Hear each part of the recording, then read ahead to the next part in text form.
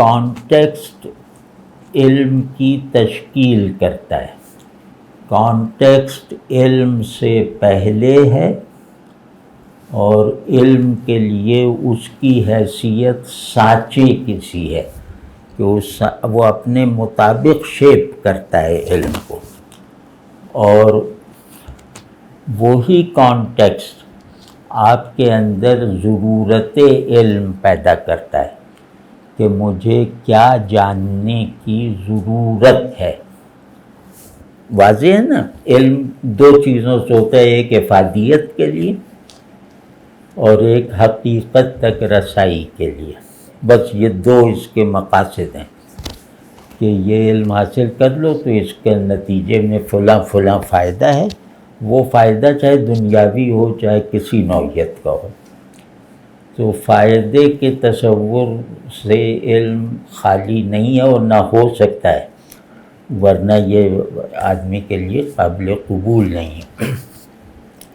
اور دوسرا یہ کہ انسان کی فطرت شعور میں ہے کہ حقیقت کیا ہے. یہ تو سب ہم دیکھ رہے ہیں، تو ان کے پیچھے کوئی حقیقت ہے یا نہیں. تو اس کو ہر علم نے یا بڑے ڈسپلنس آف نالج نے اپنی اپنی اصطلاحوں میں بیان کیا ہے کہ حقیقت اور صورت اور یہ طرح سے. تو یہ دو علم کے محرک ہیں، افادیت اور تلاش حقیقت، یعنی حقیقت وجود کیا ہے یہ جاننا، یہ جاننے کی کوشش میں رہنا. اب حقیقت وجود کیا ہے کا ہماری روایت ایک جواب رکھتی ہے. تو وجود کیا ہے کا جواب حقیقت وجود کی تلاش کا کانٹیکسٹ ہے، اور وجود کیا ہے کا ایک جواب نہیں ہے. روایتیں اسی پہ بٹی ہیں نا. روایتوں کی تقسیم جو ہے وہ دو باتوں پہ ہے کہ ہر روایت یعنی علمی اور مذہبی یا جو بھی جس میں انسانی شعور مرکز ہو، ہر روایت دو سوالوں کے جواب ضرور فراہم کرتی ہے، اور وہ جواب تغیر کی زد میں رہنے سے بلند ہوتے ہیں. ہر روایت دو مطلق جوابات پہ کھڑی ہوتی ہے، یعنی دو مطلق آئیڈیاز پہ کھڑی ہوتی ہے، اور اپنی تمام سوچنے سمجھنے جاننے کی ساری سرگرمیاں وہ ان کے زیر سایہ انجام دیتی، ان کی تصدیق و تردید کی محتاجی کی حالت میں استعمال کرتی ہے. جو میرا منطقی علم، میرا تجربی علم اگر آئیڈیا آف بینگ سے ٹکرا رہا ہے تو میں اس کو غور کا موضوع بنائے بغیر الگ کر دیتا ہوں، میں اسے ڈیلیٹ کر دیتا ہوں اپنے سسٹم میں سے. تو واضح ہے نا؟ تو چیزوں کے مطلب عام اعمال سے لے کر بڑے بڑے مسائل تک جہاں ذہن کو فیصلہ کرنا ہوتا ہے، صحیح غلط، مفید مضر، خیر شر، حق باطل، یہ چار بائنریز ہیں جن میں ذہن کام کرتا ہے.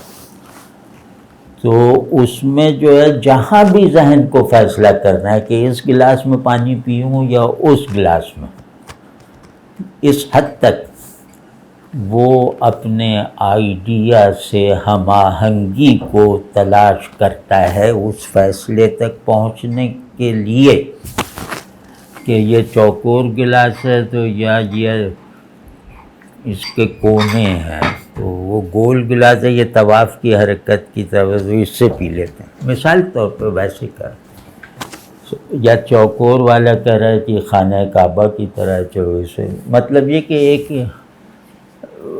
آدمی اپنی ضرورت جو اس کی بایولوجیکل ضرورتیں ہیں ان کی تکمیل پا لینے کے بعد بھی ان کا درجہ ضرور بلند کرتا ہے.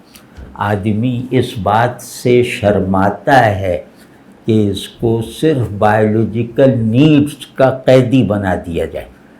پانی پی کے اللہ کا شکر ادا کرتا ہے، پانی پینے کا ایک معمولی عمل ہے، گلاس چوز کرنے کا وہ اس طرح کرتا ہے.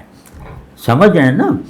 تو یہ کانٹیکسٹ جیسے ایک اجتماعی لاشعور کے مسلمات کی طرح ہوتا ہے، اور کوئی بھی علم، کسی بھی طرح کی علمی سرگرمی اس کی حکومت سے باہر نہیں ہو سکتی. یعنی آپ جس روایت میں ہیں اس کی حکومت سے باہر نہیں جا سکتے. مطلب آپ یہ تو کر سکتے ہیں کہ فلاں لفظ کے 10 معنی چلے آ رہے تھے تو آپ نے کہا نہیں یہ 15 ہیں. آپ اضافہ تو کر سکتے ہیں اپنی روایت میں، اپنی روایت میں طے شدہ پرنسپلز کی نئی نئی مینیفیسٹیشنز تو دکھا سکتے ہیں جو پہلے نہ دکھائی گئی ہوں، لیکن آپ بیسک آئیڈیاز کو کرپٹ نہیں کر سکتے، بیسک آئیڈیاز کو نظر انداز نہیں کر سکتے، ورنہ آپ مسخرے بن کے رہ جائیں گے. جیسے آج کل کے جدید تعلیم یافتہ ہیں کہ مغربی فلسفہ پڑھ لیا، یہ پڑھ لیا، تو نہ یہاں کے ہیں نہ وہاں کے ہیں، کیونکہ ان کا پورا کانٹیکسٹ الگ ہے. آپ گڑھی شاہو میں رہتے ہوئے کانٹ کے گاؤں والا کانٹیکسٹ نہیں پیدا کر سکتے. تو واضح ہے نہیں بات؟ اس کی خلاف ورزی جس نے بھی کی، زینوں سے بڑا کوئی چالاک اور شاطر ذہن نہیں آیا تھا، یعنی معلوم لوگوں میں. تو مطلب اس سے کوئی بھی بحث شاید نہ کر سکتا. افلاطون بھی وہ اس طرح کا دماغ تھا، اور اس کے وہ پیراڈاکسز مشہور ہیں، 50 سے زیادہ ہیں، جس میں وہ کہتا ہے کہ علم ناممکن ہے. وہ مطلب جیسے یہ کہ علم ہی ناممکن ہے، حرکت ناممکن ہے، کہ ایک چیز یہاں سے یہاں تک پہنچتے ہوئے ایک نقطے سے دوسرے نقطے پہ پتہ نہیں کیا ہے، اس کو نفی کرو وہ کرو. تو وہ اس کے پیراڈاکسز آج تک فلسفیوں کے اطمینان کی حد تک حل نہیں ہو سکے، وہ تحکم سے حل ہوئے ہیں. برٹن رسل وغیرہ نے تحکم سے حل کیا ہے. اگر زینو ہوتا نا تو برٹن رسل منہ چھپانے کے لائق نہ رہ جاتا، یہ جو جتنے اس کے حل کرنے والے ہیں. تو وہ ہے نا، اب یہ ایک تخریبی فکر ہے. مطلب آپ کو معلوم ہے کہ یہ سب تخریب کاری ہو رہی ہے، زینو جو ہے، لیکن آپ بے بسی سے دیکھ رہے ہیں کہ یار ہماری تعمیر سے یہ تخریب زیادہ بامعنی لگ رہی ہے. اور میں سچ کہتا ہوں، زینوں سے ذرا سا آپ ہم آہنگ ہو جائیں تو آپ کے پاس سب سے بڑی قوت فراہم ہو جائے گی دور جدید سے لڑ سکنے کی. یہ سائنٹزم وغیرہ سے لڑ سکنے کی سب سے بڑی قوتیں 2 اسکول سے فراہم ہوتی ہیں. ایک ہے تھیٹر آف دی ایبسرڈ سے، اور ایک زینو یا زینو کی طرح 2-3 اور ہیں. تو اب اتنا بڑا آدمی کہ وہ اس سے میں نہیں سمجھتا کہ فلسفیانہ ذہانت میں اس کے برابر تو ہوں گے لوگ، اس سے بڑھ کے کوئی ہو سکتا ہے فلسفیانہ ذہانت یا میتھمیٹیکل وہ جو ہے، لیکن تخریب کاری کر رہا تھا.